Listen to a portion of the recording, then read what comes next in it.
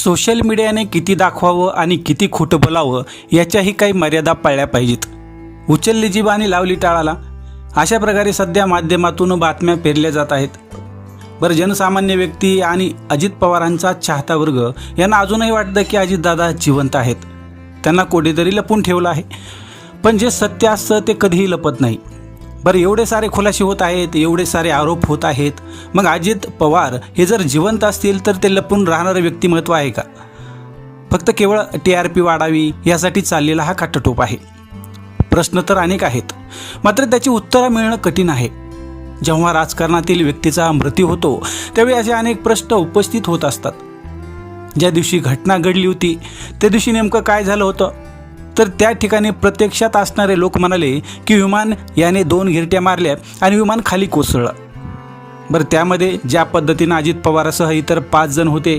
बरं, आता काही जण म्हणतात की या ठिकाणी 6 जण होते, मात्र प्रत्यक्षात त्या ठिकाणी 5च मृतदेह सापडले. त्याची अवस्थाही अतिशय बिकट स्वरूपाची होती, हे तर सर्वांनाच माहिती आहे. बरं, त्यानंतर अजित पवारांची ओळखही घड्याळावरून पटली असं काही लोक म्हणतात, तर काही म्हणतात की जे काही असेल ते तपास यंत्रणा सांभाळून घेईल. पण पहिल्या दिवसापासूनच ज्या पद्धतीने आरोप होत आहेत, शंका भ्रम लोकांच्या मनात निर्माण झालेला आहे. शंका भ्रम लोकांच्या मनात पसरवण्याचं कार्य सध्या जोमात सुरू आहे.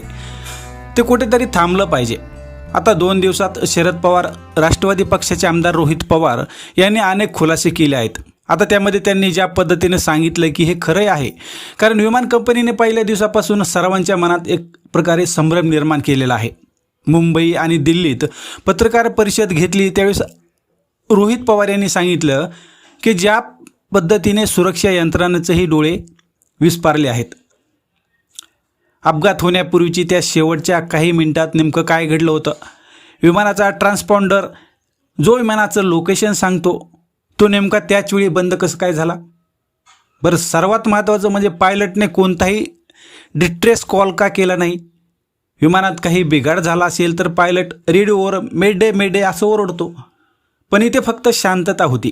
ही शांतता खूप काही सांगून जाते. रनवे 11वर उतरण्याचा प्रयत्न का झाला नाही? रनवे 29 निवडला असता दुर्घटना टळली असती का?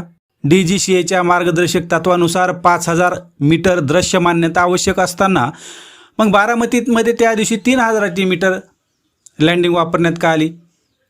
या सर्व प्रश्नाची स्पष्ट आणि अधिकृत उत्तरं मिळणं गरजेचं आहे. या घटनेबाबत कोणाच्याही मनात शंका राहू नये, त्यामुळे स्वतंत्र, निपक्ष आणि वेळबद्ध चौकशी होणं अतिशय आवश्यक असल्याचं रोहित पवार यांनी पत्रकार परिषदेमध्ये सांगितलं होतं.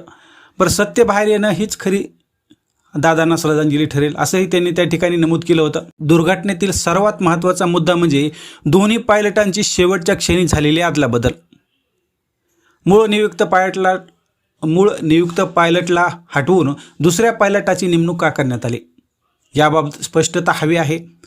तसंच बदललेल्या पायलटापैकी एक जण हाँगकाँगहून नुकताच परतला होता. ही बाबही संशयास्पद असल्याचं नमूद करण्यात आले. आता उड्डाणापूर्वी अनिवार्य असलेली वैद्यकीय तपासणी, अल्कोहोल चाचणी योग्य प्रकारे करण्यात आली होती का? याबाबतही रोहित पवार यांनी प्रश्न उपस्थित केले आहेत. मुख्य पायलट शेवटच्या क्षणी का बदलला? हा निर्णय नेमका कुणी आणि का घेतला असा सवालही त्यांनी उपस्थित केला आहे. बरं, ज्या पद्धतीने आमदार रोहित पवार यांनी प्रश्न उपस्थित केले त्यावर पक्षाने अधिकृत प्रतिक्रिया कुणीही देऊ नये असं उपमुख्यमंत्री सुनेत्रा पवार यांनी सांगितलं. मग हे सर्व काय चालू आहे असा प्रश्न सर्वसामान्यांना पडतो.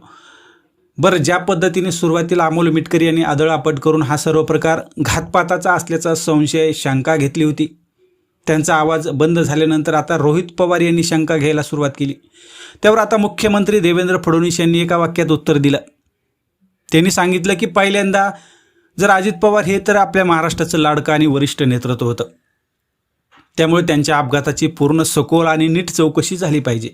ही मागणी काही चुकीची नाही. पहिल्यांदा ही मागणी मी स्वतः केलेली आहे.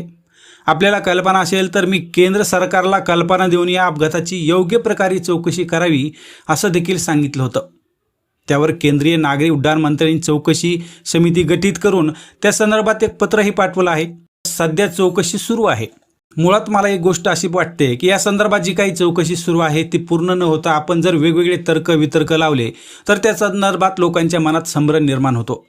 ब्लॅक बॉक्सही सापडलेला आहे. भारतातील चौकशी यंत्रणावर कोणीही अविश्वास दाखवू नये, आक्षेप घेऊ नये, कारण भारतातल्या चौकशी यंत्रणा आंतरराष्ट्रीय स्तराच्या आहेत. अनेक छोट्या देशामध्ये आपल्याला चौकशीसाठी बोलावलं जातं. मला असं वाटतं की भावनेच्या भरात कदाचित ते असं बोलले असतील, पण आपल्या देशातल्या एजन्सीवर आपण अशा प्रकारे कधी अविश्वास दाखवत नाही. त्या ठिकाणीही दाखवण्याचं कारण नाही.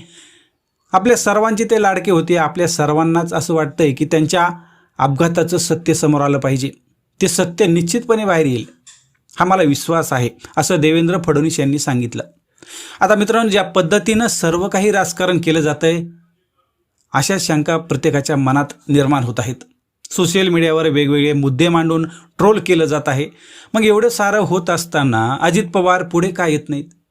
ज्या पद्धतीनं अजित पवार जिवंत आहेत, असा ट्रेंड सध्या सोशल मीडियावर सुरू आहे. जनसामान्याच्या मनात अजूनही असं वाटतं की खरोखरच अजितदादा जिवंत आहेत का? मग अजितदादा जिवंत आहेत तर पुढे का येत नाहीत? त्यामुळे कोणत्याही प्रकारच्या अफवावर विश्वास ठेवू नका, कारण यातून आपल्याला समोर काय दिसतंय त्यापेक्षा सत्य आहे ते मान्य करावे लागेल. अपघात झाला, अजितदादा सर्वांना सोडून गेले, पण आरोपांचे वादळ आणि संशय घेणाऱ्याच्या तोंडाला कोणीही बोट लावू शकत नाही, हे मात्र निश्चित आहे. तर पुन्हा भेटूया, तोपर्यंत नमस्कार.